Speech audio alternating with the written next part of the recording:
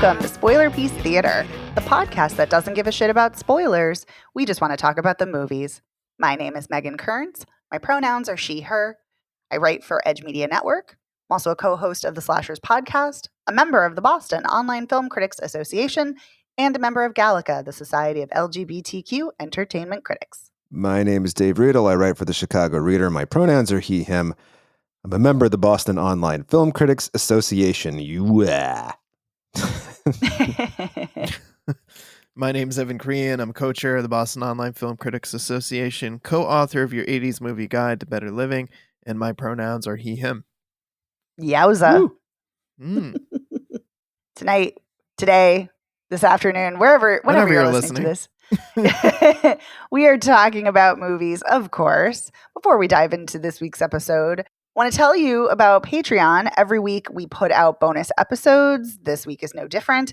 And this week, because all three of us are Trekkies, we are talking about the amazing, fantastic, stupendous Star Trek II, The Wrath of Khan. Khan! Yeah. So if you're a patron, go check it out. It's an amazing conversation. And if you're not, consider joining, because you get access to that and a whole bunch of other bonus episodes. Also want to give a shout out to our amazing sponsor piece patron, Heather Sachs. Thank you, Heather. Thanks, Heather. Thanks, Heather. All right, so let's dig into the new movies for this week. We have three. We're going to be talking about Mean Girls, the new musical. We're going to be talking about The Settlers and Good Grief. So we're going to start things off. I'm the only one who had the pleasure of seeing Mean Girls, the musical. Actually, I was going to say, Dave, you probably would not think of it as a pleasure because you're so anti-musical. Yeah. Pleasure, question mark? I don't know. Question mark. So, yes, this is, I saw someone I know be outraged that they were remaking Mean Girls, and they are, but they're also not, because the original Mean Girls came out in 2004, and then there was a Broadway musical of it. And this is the film adaptation of the Broadway musical, which is based on the 2004 film, which is an adaptation of the book Queen Bees and Wannabes.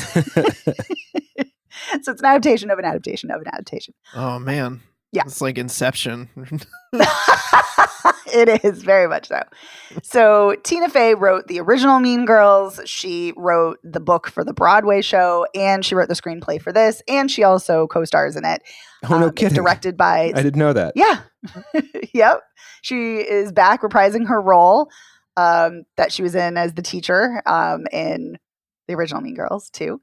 And this is directed by first-time directors Samantha Jane and Arturo Perez Jr., and it stars Angourie Rice, Renee Rapp, Auli'i Cravalho, Jaquel Spivey, and also has Jenna Fisher, Busy Phillips, Tim Meadows, who also reprises his role as the principal too. So let me give you the IMDb summary. If you are familiar with the 2004 film, you are familiar with the plot summary of this. But just in case you're not, or you need a refresher. Katie Heron is a hit with the Plastics, an A-list girl clique at her new school, when she makes the mistake of falling for Aaron Samuels, the ex-boyfriend of Alpha Plastic, Regina George. Dave, I love that you're like laughing hysterically. Alpha Plastic? That's great. That's actually really funny. That sounds like a company name. Yeah. Right? Alpha Plastic. Alpha Plastics. Nothing is going to break. Yes. Drop it off the... whatever. So I had shared with Evan and Dave, I think last week, that Mean Girls, I had seen it before, the original, but I hadn't seen it in its entirety. I thought I had not. And I saw it literally just a few days ago for the first time. So it's pretty new to me, even though I knew everything about it because it's so in the, cultural lexicon and like the zeitgeist, like I'm just very aware of it. So it's kind of funny seeing it for the first time in its entirety when I kind of knew everything that was happening. But yeah, Mean Girls is a very delightful film. I can totally see why it became embedded in so many teens' hearts and why so many adults love it. But yeah, the musical doesn't really change too much. It's still the same story. It's still Katie coming from This time, thank God she's not coming from Africa, because that was one of my biggest pet peeves, because I'm like, I'm sorry, Africa is not just a country. It is a continent with tons of countries. It's not a monolith. So she's coming from Kenya now, and she's been homeschooled by her mom, and now she's starting new school, and she feels like an outcast because there's all these cliques, and then she becomes friends with the Plastics, who are the most popular girls. And Regina George rules the school. And there's music all throughout, and the music is very, very catchy, very peppy. The lyrics, which are, I believe, they're not actually. The score is written, or the music is written by Tina Fey's husband. I don't think the lyrics are, but the lyrics are just okay. They're kind of formulaic. They're not as sharp and biting as Tina Fey's dialogue, which I think Tina Fey is very witty. She's very good at biting dialogue. I wish she would write more, because I think she's an exceptional writer. But that's kind of gone in the songs. And the film is, interestingly, it doesn't have that same bite, that same kind of like meanness to it that the like Rachel McAdams has as Regina in the original. Renee Rapp is kind of an effortless cool girl. Like, she's just got a lot of swagger. She's got a lot of vibe to her. Like, she's just really cool. But she doesn't have a meanness. Instead, they imbue her character and some of the other Plastics with a lot more vulnerability and empathy, which is kind of an interesting choice, and not a bad choice, just an interesting one.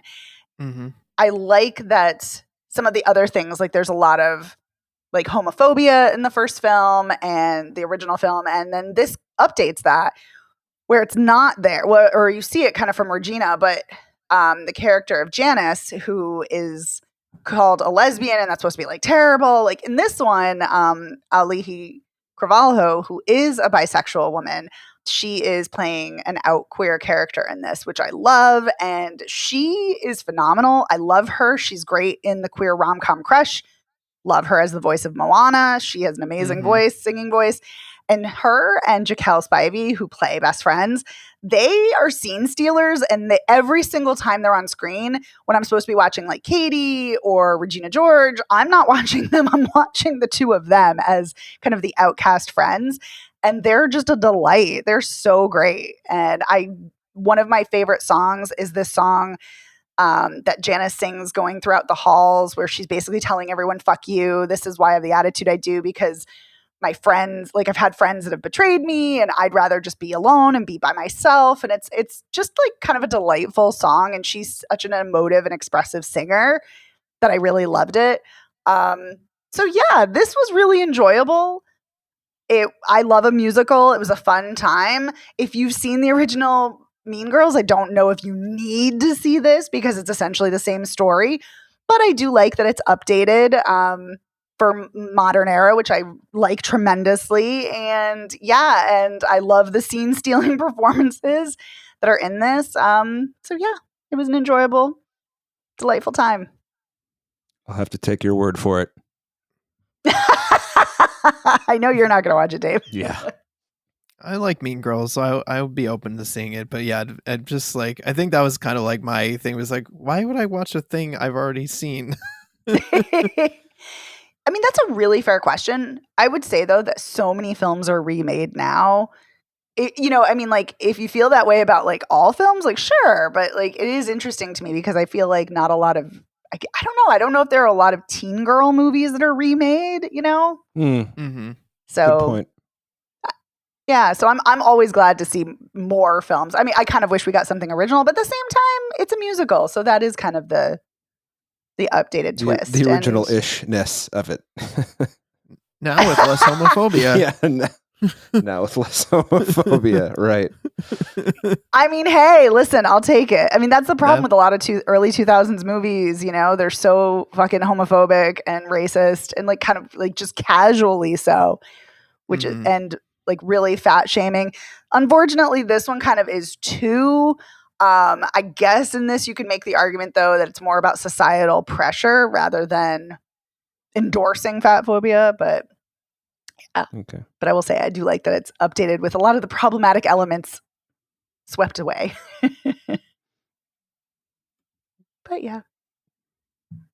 So anyway, we're gonna shift from very enjoyable, very sweet film where, where there's fallouts between friends and finding yourself and then coming back together and reconciliation, all this lovely, heartwarming message. And Dave and I are going to talk about... And now for something completely brutal. Yeah, we're going to talk about the brutal, gutting film, The Settlers. Yeah. So The Settlers is... this is Chile's selection for Best International Feature Film for the Oscars. It premiered at Cannes and it won the Certain Regard Prize there. And so the Transgressive Award, yes. Yes, indeed it did. So let me give you the synopsis. This comes from the press release.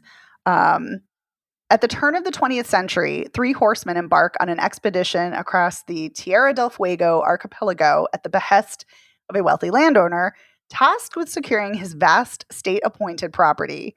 Accompanying a reckless British lieutenant and an American mercenary is mestizo marksman Segundo, who comes to realize, amidst rising tensions within the group, their true mission is to murderously remove, and that is in air quotes, the indigenous population. And boy, do they. Yeah. Boy, do they. Oh, my God. This movie, I'm just going to say this real quick, and then, Megan, you can take it back. Within the first... After the credits roll, would you say 90 seconds, Megan, that guy gets his arm ripped off somehow, which happens off camera. But then you see him lying on the ground, and then the lieutenant that you mentioned in the description comes up and just blows him away. he's a worker. He's not like an indentured servant, or he's like a guy employed. And he just takes 2 to the chest, and that's it. So that's what you're getting into. And that's... so not the worst of it. No, but it sure does set the tone for how this movie is gonna just sure does be brutal over and over. Every time you think it's like, well, we've reached a new level of depravity. Oh no. Nope. Is this played for laughs, or is this just like... Oh God, no.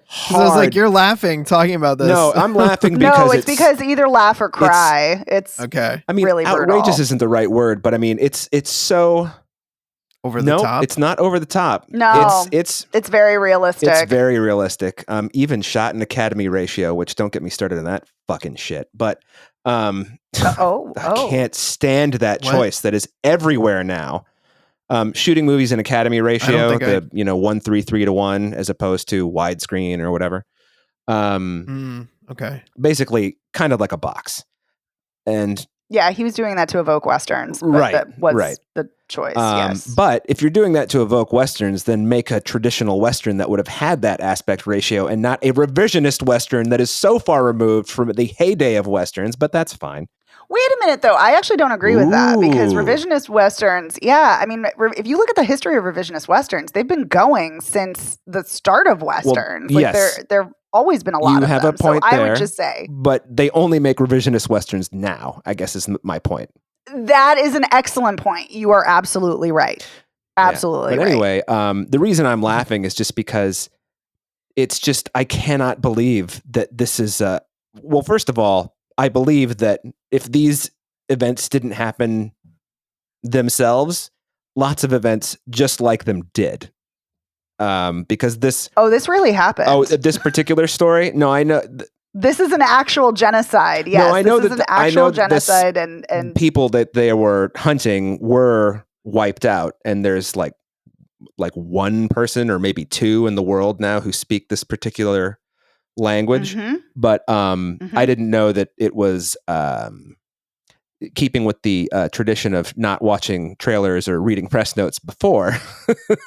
I just assumed that this was sort of a tableau of the horrible shit that Spain pulled when they were taking over Chile from the people who were there before them. No, well, yes and no. I mean, some of it is fictionalized, but the people that are in it, those are all like not Segundo. Segundo is not a person who is in the history books, but like McClellan and the other people, those are actual historical people. And and here's the thing, it's not Spain who did this. This is Chile who did this. And the whole reason the director, the whole reason he wanted to do this film was that there is so much in Chilean history about how the Spanish were colonialists and the Spanish wiped people out and the Spanish were terrible when they were colonizers and oppressors. But if you go to read about Chile's history, it's completely sanitized and there is no conversation in history. There is no learning about There's it in no schools Pinochet. about how they, right, except for Pinochet, about how they wiped out indigenous populations, particularly in Tierra del Fuego. So so that's why he read about this particular genocide and wanted to make a movie about it. And boy, did he. I mean, it's really well done. Horrifying. Don't get me wrong. Yes, I agree. It's exceptionally well done. And the acting is stellar. Yes. But it's just so fucking bleak. I mean, and that doesn't usually bother me, but I was watching this going like, I just, like, who is this movie for? Because I can't imagine any government, bureaucrat in Chile being like, well, this has changed my mind. I was also surprised how much of it is in English, which is, okay, so McLennan is, he's a Scot, and then there's the American, and Bill. Yes. Boy, I got to tell you, I did not see his demise coming. You didn't either? So anyway, after they've murdered, I don't know how many countless, indigenous peoples, Evan, they are relaxing next to the ocean. They go for a swim. They make a little fire. And then this Scottish captain finds them on the beach. And he's like, hey, I'm like fucking awesome. Come back to my camp or whatever. And so they go back to his camp and you learn that Lieutenant McLennan is actually a private, and Bill, the American, kind of hates him, and he just kind of lets it all out because he thinks this captain, whose last name I can't remember, Captain Morgan, not Captain Morgan. I really hope it's not Captain Morgan. No, I don't think it is. Martin. Scottish. Yeah, exactly. He says, well, who wants to sit at my table tonight and, dine with me? And Bill says, oh, I'd like to sit with a proper officer and not just a guy who's pretending to be an officer, but is actually a private. And Captain Morgan says, okay, and stands up and withdraws his pistol and shoots Bill in the head in full, like, just, Sam Peckinpah exit wound glory. And I was like, damn, wow, like I did not see that coming. And then Lieutenant McLennan's demise, I didn't see that coming either. Holy shit. Yeah. So I was like, I feel like we actually should have probably started this off with massive trigger warnings. Oh yeah, good point. Because no, and that's on me. I should have started off that way. Because McLennan is raped, and all rape is brutal, but this is a particularly brutal scene because it's very, like, the camera lingers, really long take. It's really horrific. That comes after, though, McLennan is insisting that Segundo not only murder people, but rape women too. Yeah. And Segundo, instead of raping a woman, kills a woman by strangling her. I don't know if he's trying to put her out of her misery. I don't know if he can't rape, so he's going to kill her. I'm not entirely sure, but it's horrifying. So there's just one brutality on top of another, because you also see what kind of, I was going to say what kicks things off, but no, really it is what you were talking about, Dave, that opening scene with the worker who's just, brutally murdered because his arm or his hand is cut off, or his arm is cut off. So he's not valuable anymore. He's not a viable worker. So we don't need him. We're just going to dispose of him. But there's a scene, and it's really visually stunning, of the Selknams, who are the indigenous people that they're massacring. And there's this scene of them like kind of coming out of the fog, and it's really visually beautiful. And then they just get murdered, and it's horrifying. It's just one brutality on top of another. It's just over and over. It's relentless. Yeah. But I think you raise a really interesting point, Dave, because like, who is this movie for? Like, and I don't mean that in like a shitty way or like a glib way, but is it trying to educate? Is it trying to be provocative and horrify? Like, I think possibly all of it. Yeah. But yeah, it is just brutal and relentless. And well, the other thing that's interesting about it is the one place where I thought there was sort of a narrative blunder was like after Bill's death, when McLennan is, being keel-hauled, and then it's just like you see people riding their horses into the distance, but it's not them. And it's clearly not McLennan, and Bill's dead. Bill's dead. And I'm not sure if it's Segundo or not, but it's like it's Segundo. It is Segundo. And it's Segundo and Kieha. Yeah. But who's the third? Yeah. I don't know. That's a great question. I don't know who wearing the third McLennan's is. coat, but it's not. It's definitely not. It's right, but it's not. It's not him. the actor who was playing him. And then it's just you're just told one scene later after this, musical interlude, which is horrifying in its own way. That McLennan was murdered. They don't say how. They just say he was murdered. And then it becomes this sort of bureaucratic, political, machination to find Segundo and have him basically be the face of Chile. It's so, and it's his wife is just so not having it. Her face at the end when she's wearing, clothes that are clearly not hers, clearly not, traditional clothes she would wear, and they're more European style. And he's like, "Oh, hold your hand up like this and drink from the teacup," as he's filming her, and her face is just such a look of defiance and disgust. It's an incredible shot. It's amazing. She's telling everything with that facial expression, and I love it. So what happens, Evan, is after Bill and Lieutenant McLennan are dispatched, it flashes forward a little bit, and this politician is telling the landowner who sent McLennan out to kill all the indigenous peoples on his land, like, hey, the optics of that are bad. There's articles being written about McLennan about what a, genocidal scumbag he was, and you're connected to him because everybody knows that he worked for you. And so that's why they go find Segundo and talk him into, shooting this very early motion picture to show that his life has turned out well. And I can't remember exactly what the politician says to her at the end. And this part of the movie is all in Spanish. Like the rest of it, most of the movie's in English, but this is all in Spanish. And he says to her something to the effect of, "Don't you want to be a citizen of Chile?" And it's just like, I don't think she does. Nope. And I can't blame her one bit. Because you can just tell by looking at her, she's heard all the stories, and probably lived through some of them herself.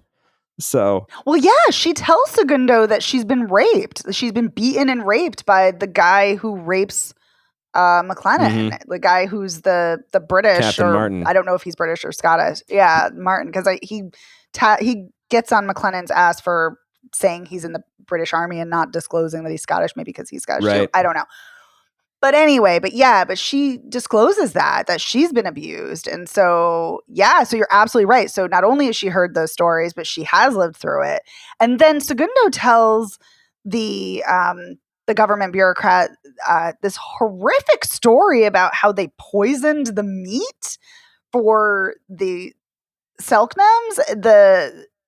They had all this meat and they poisoned it, and then they watched them all die. And like, it was just... And the ones I'm glad we don't see that. The ones who didn't die, they shoot to death. I mean, it's like... I feel like my stomach turning with like every new thing you tell me about this movie. I feel sick to my stomach. I felt sick watching it, and I'm feeling sick recounting it. And It's The awful. thing that's crazy about it is this is as far as like screenplay and acting and direction and especially cinematography, this is a class A work of filmmaking. It is completely excellent. agree. But it is not something I will ever choose to watch again. You know, I mean, that's why I'm laughing. No. It's just because it's one of those strange feelings where you're like, man, this movie, technically, everything about it is so good, but Jesus, do I not want to see it again, you know? So. But I will tell you, it'll haunt me. I probably won't stop thinking about it, for, you know, for better or sure. for worse, for a really long time. Yeah. Yeah. I mean, I think that's the thing. I think the people who need to see this will not see this, which is right. Unfortunate. But it is an exceptionally well-made film. Really, really well done. Just right. Made my soul want to die. Yeah. Don't pack a lunch, I guess is what I'm saying. So anyway. I think I'm done with The Settlers. I don't know about you.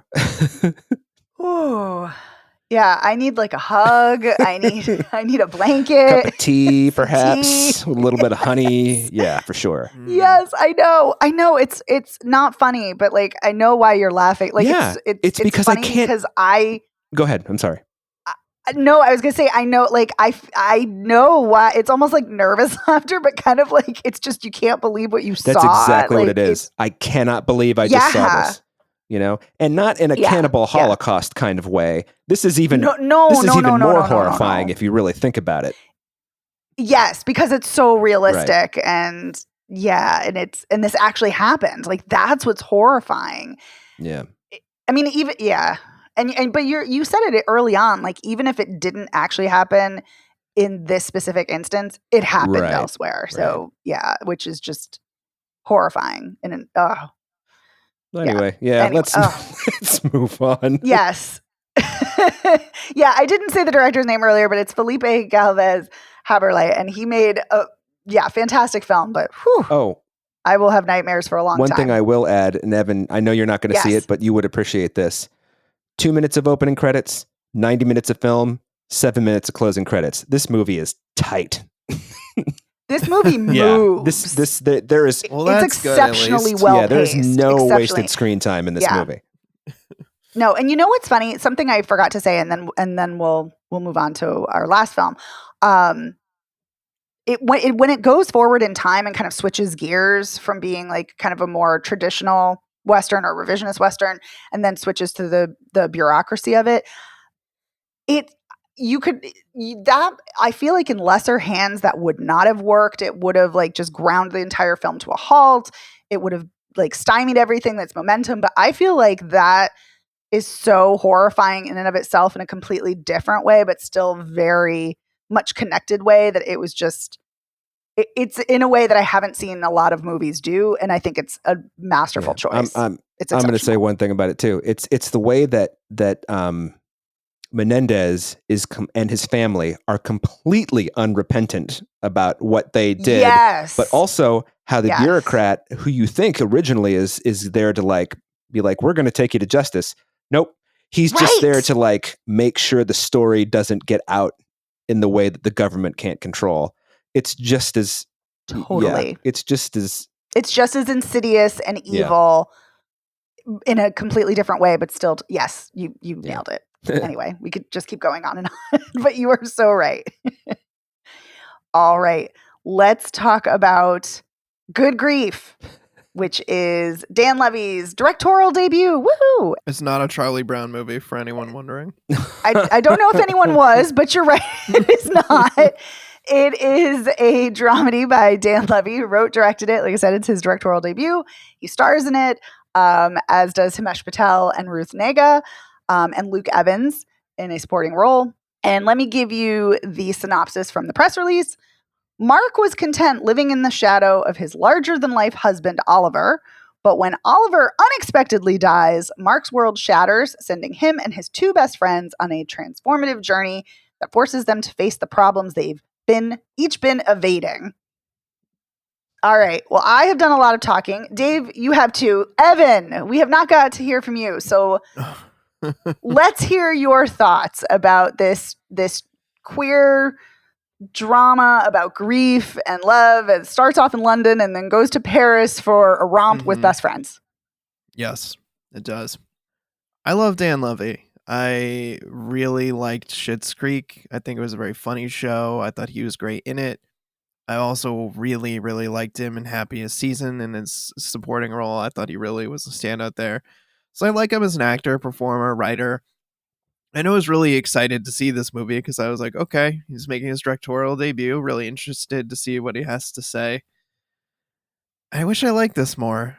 I'm still like days later trying to figure out like some of the things that didn't quite work for me. I can start with some things that I think do work for me, and maybe as talking more about it, I can tell you that I can try and like suss out the stuff that wasn't working as well. I do like the performances in this, and I do like the camaraderie and the chemistry between the kind of like three best friends here. Mark, played by Dan Levy, and Sophie, played by Ruth Negga, and Thomas, played by Himesh Patel. I think their chemistry, their camaraderie feels genuine to me. I do like them on screen as a trio, and I like hanging out with them. And I like some of the like tangential performances. I feel like as a director, Dan Levy succeeds in kind of coaxing some really like soulful performances from people in like minimal scenes. Like David Bradley, who I've seen in a million different things, often playing kind of like gruff characters, I feel like is really great as Oliver's father, especially the eulogy he gives at the funeral. I found incredibly moving and sad and soulful. And I know we got a chance to see him in the Pinocchio, Guillermo del Toro's Pinocchio, where he played Geppetto, and I thought he also gave a really soulful performance. But this was also, I thought, really effective in the few scenes that he was in.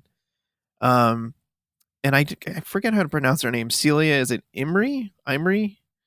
I thought she was also effective as like the lawyer when she's talking about how, you know, she was grieving the loss of her wife, and she threw herself into her work and trying to create this like new life for herself. I don't know. I just feel like there's a few scenes where people actually manage to say a lot with relatively like little screen time. And so I think that really worked well for me.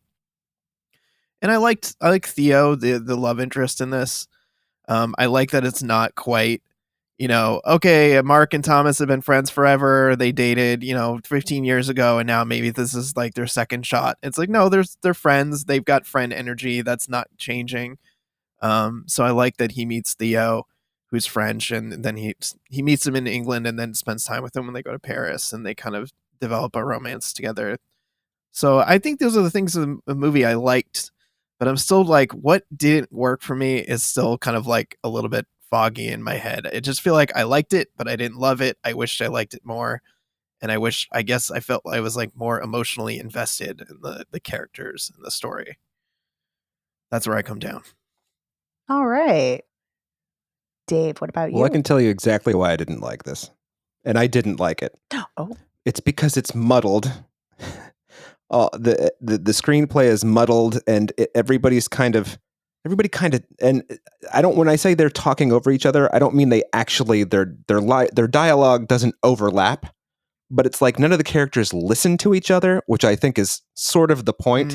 But at the same time, they also announce their character traits a lot instead of like displaying them. Like, I had no idea that Sophie was an alcoholic until she says, in the last 15 minutes, I'm an alcoholic. And it's like, what?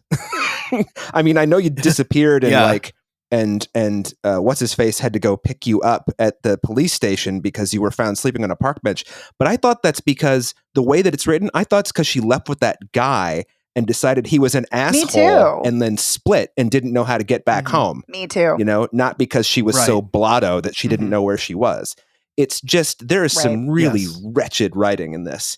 And I like Dan Levy too, but if I have to look at him in this movie looking like he's smelling farts one more time, I mean, every time he's having an emotion that is where he's trying to hold it together and not be sad, he looks like, the character that he's acting opposite just like let one go, and he's like, oh. I mean, it's just bizarre. I know it's a strange criticism. The reason I can pull that out so close is when I worked at ABC News, we used to say that Diane Sawyer had a smelling farts face, so that she would put on in interviews. Okay. Yeah, so I think that's what, there's really, what's the friend's name? Because I don't want to, Thomas, Sophie. thank you. I like Himesh Patel. I don't like Yesterday, but I like Himesh Patel, and I like his performance in this. But Thomas is just such a meh, He's a fuddy-duddy he's like a fuddy-duddy, whiny kind of, and Mark's, grieving period is one of the strangest grieving periods I've ever seen in a movie. It's just like the same every time you see him. There's no change in his demeanor, his emotions, his smelling farts face, And then it's unfortunate. Ruth Negga, I think, is really good in this. Like, she's really good, but her character sucks, She's always man. great. Like, it's just it's just not sketched out well.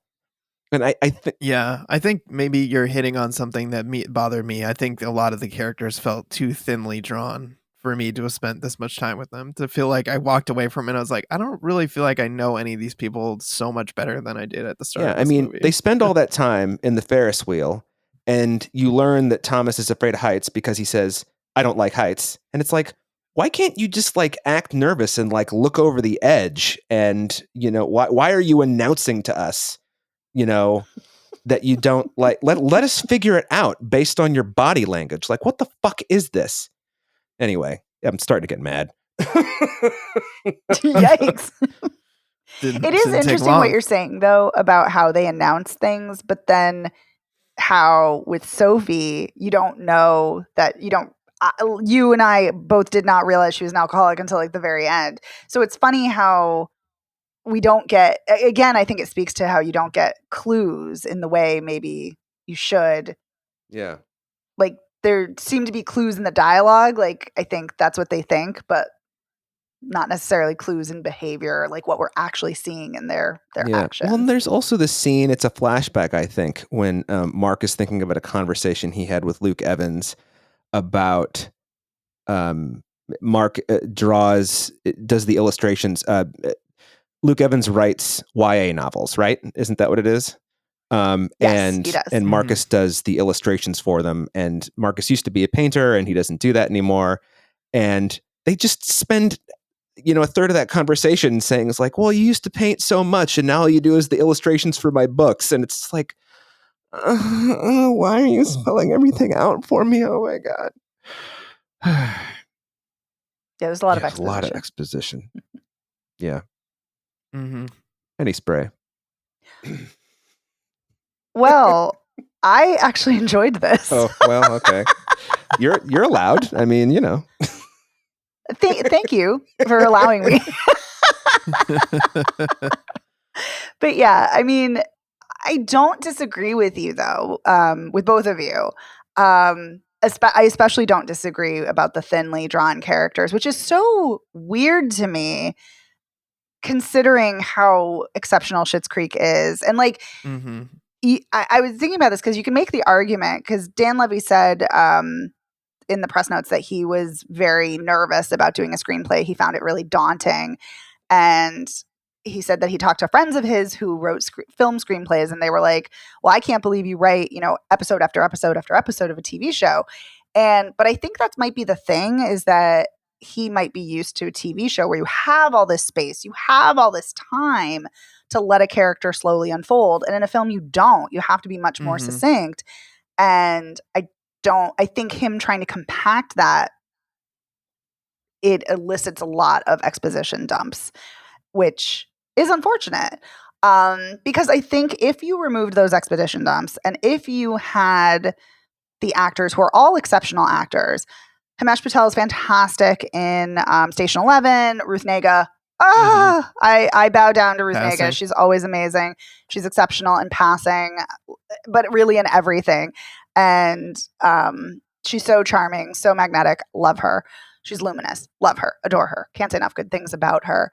But you have these fantastic actors, but yet, right, we're being told more about their characters than really seeing. But I agree with you, Evan, that the camaraderie between them, the friendship is really, it's really lovely and it's really sweet. And they actually feel like real friends and they feel like they've known each other for a really long time, which I think is hard to do.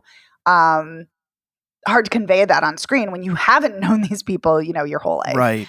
But it's done really well. And I think that's the thing so I really enjoyed the hell out of this, but it is a wildly uneven film. Like there were parts that I think are very slow that come to a standstill because of the exposition. But I think the best scenes, aside from the three friends being together, I think the scenes between Mark and Theo, played by Arnaud Valois, who I adore him. He's wonderful. I think those scenes are so tender and so lovely, and their romance kind of unfolds so naturally and kind of slowly. Like it feels really authentic and real, and it feels like he's really giving Mark time to grieve, which is so generous and so kind.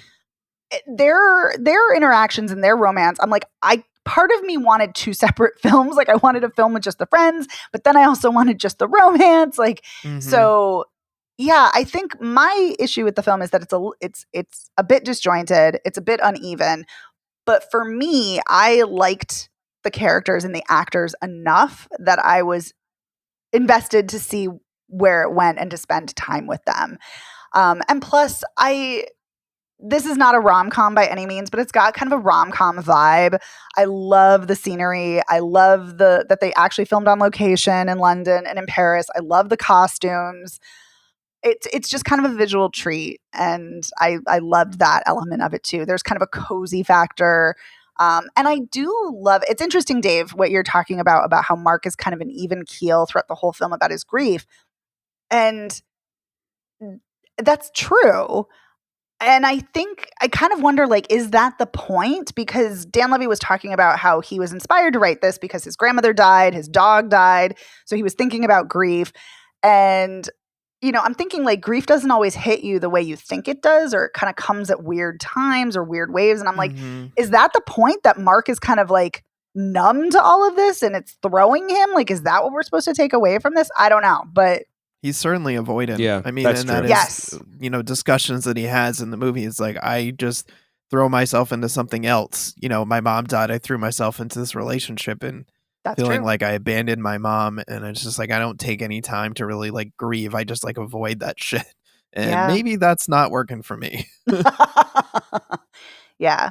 But again, I think what maybe would have, and I don't know, Dave, if this would have worked better for you or for you too, Evan, like if we had seen, I'm not saying we needed to see him have like an emotional like breakdown, but maybe if we saw more of an emotional crack, like a little more vulnerability, like kind of a little bit of an unraveling, like just a little bit, like maybe it would have resonated more. And I don't know.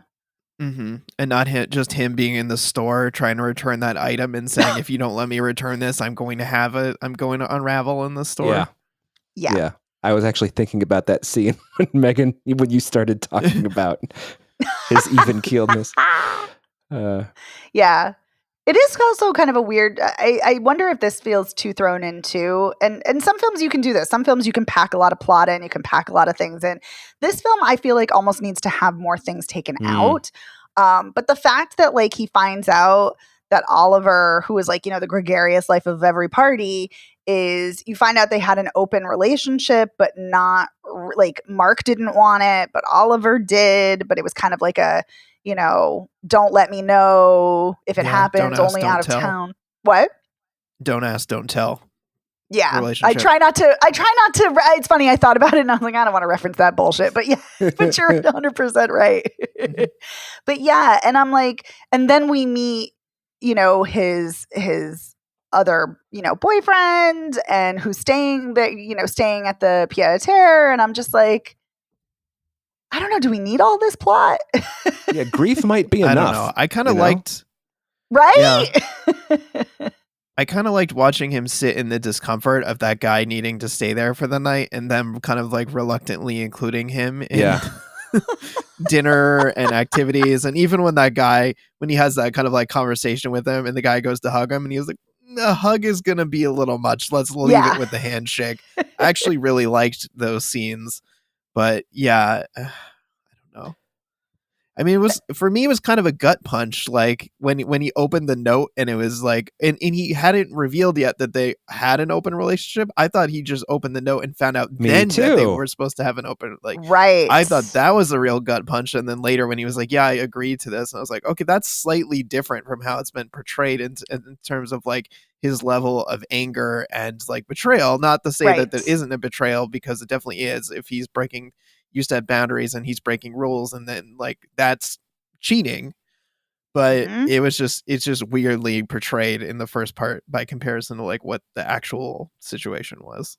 100%. Right. It should have been more about the boundary breaking and that part of it rather than the whole shock of it. Like, yeah. Mm-hmm. There are some, I don't want to say strange choices, because I don't know if they're strange. I feel like almost like sometimes I feel like certain movies need like an outside person to be like, wait, that doesn't make sense. Or if you change that and that, and they're kind of like easy fixes. And I feel like then it would make it like smoother or tighter or whatever. Like for me, I enjoyed this enough that I'm like, I'm okay. I can overlook this. But I wonder if it just had like just some little tweaks, if it would be that much, better for you guys. I don't know. Probably. Maybe if David Bradley were in every scene, it would be better. Oh, because he's so good. I'm glad that Evan, that you brought that up, because when I was watching watching him at the funeral, the first thing I thought was, isn't that the guy who like did the red wedding? Yes! Which is the only scene I've seen in Game of Thrones, by the way.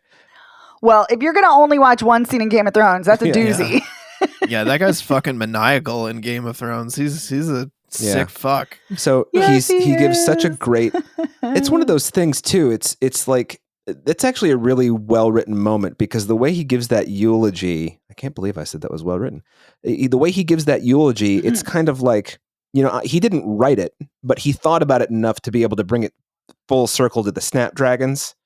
And it was just really, it's a really good way to show that character A, loved his son, and B, was thoughtful about his life and what he would say about him after his death. And then the scene at the end when he's at Mark's gallery opening, and I can't remember anything about what he says, but he just says basically, Luke Evans, who's I can't remember, Oliver would have been so proud of you, and this is really wonderful, and I'm glad you did this. Like, and it's just more of that guy, please. But I think you're nailing something, Dave. Like I know you criticized a lot of the writing, but I actually think a lot of the writing is really well done. I just think I think it's uneven, and I think it, like I said, maybe it comes down to just not being used to writing for a film. But yeah, it just those three characters with talking about why they do things, but telling you exactly why they do things. It just that's a weird choice. Yeah, it's very weird, and that is poorly written, because you don't need that. Whenever that happens, whenever any character in any movie does that, I always think of Natalie Portman in Garden State, where she's like, I'm weird. It's like, yeah. It's funny you say that. That is such a great example. I think of Amy Adams in Julia, where she's like, I'm such a bitch. And I'm like, no, you're not. What are you talking about? She says it like 10 times in the movie. Yeah. Choices. Yeah. I will say, at least the characters talking about their character traits do, for the most part, align with their characters. Yeah, that's fair. Yeah, but all right. Do we have any final thoughts on Good Grief? No, I told you off mic though how I wish it was called Good Groof, but that's all right. Yeah.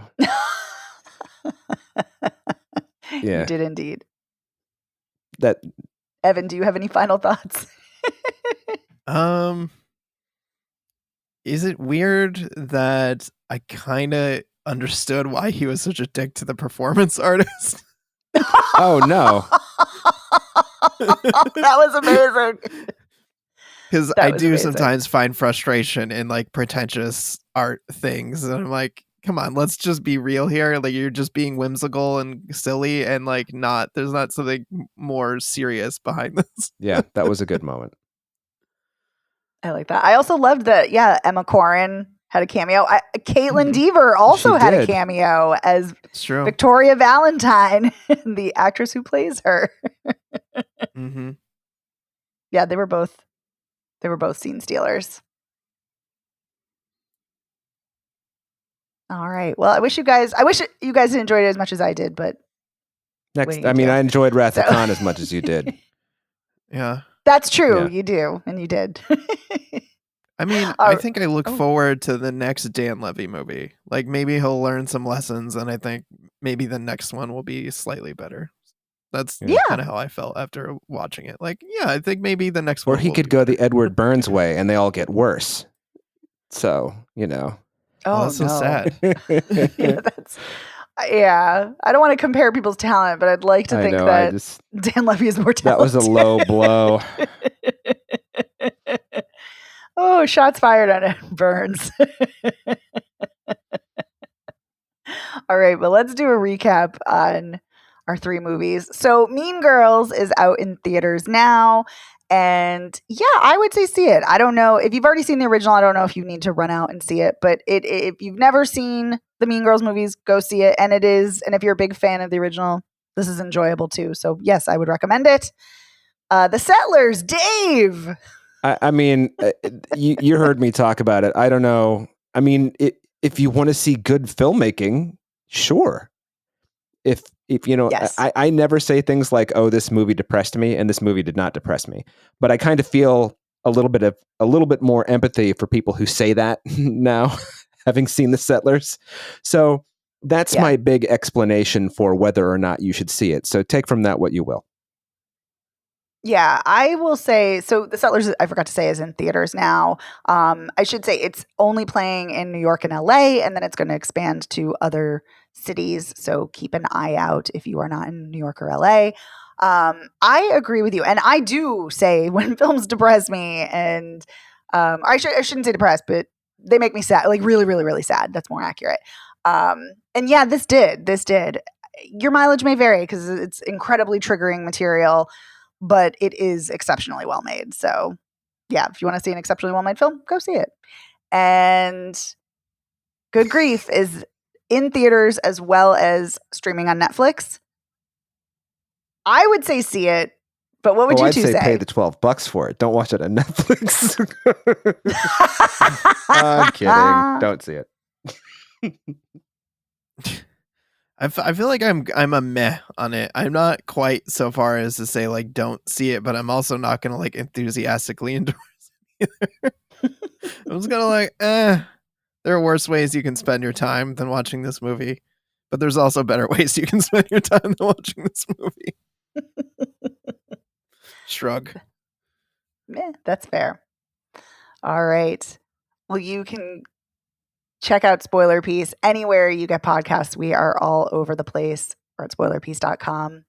Also want to give a huge shout out to our editor, Otto Clammer. Otto, thank you so much for everything you do for us. Thank you, Otto. Thanks, Otto. You can also find Spoiler Piece Theater on all over the place on social media. We're at Spoiler Piece on Facebook, Instagram, Threads, Twitter, Letterboxd.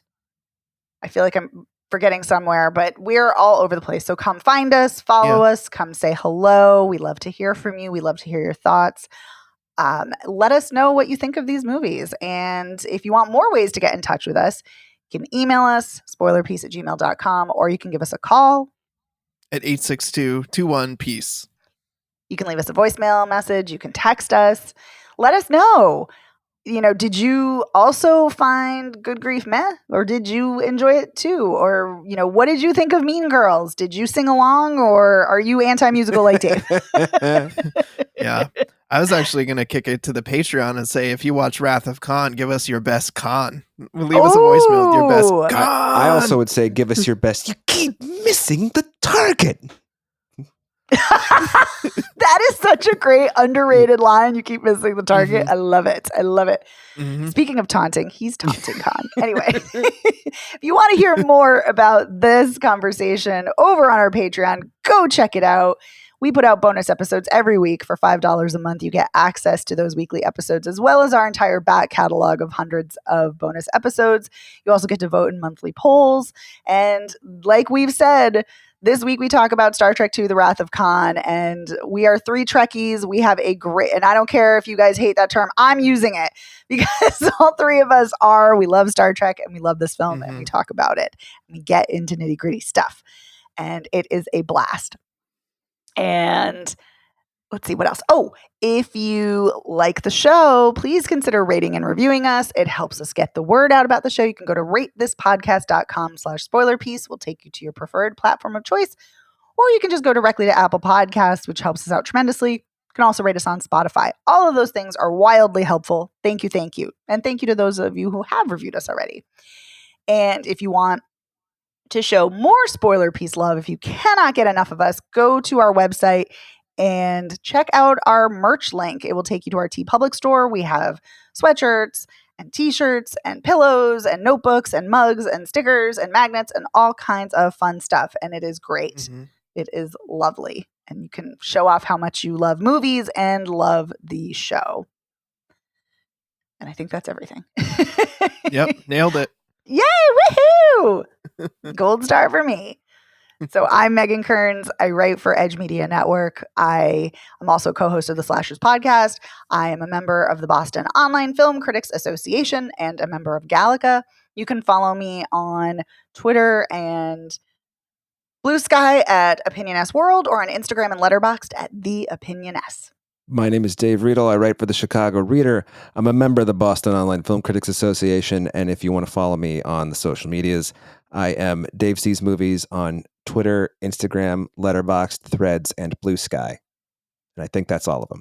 My name is Evan Crean. I'm co-chair of the Boston Online Film Critics Association and co-author of your 80s movie guide, The Better Living. You can follow me all over the place on social media, Twitter, Instagram, Letterboxd, Blue Sky, Threads as Real Recon, and that's real as in film reel. And we'll see you next time. Bye. Bye.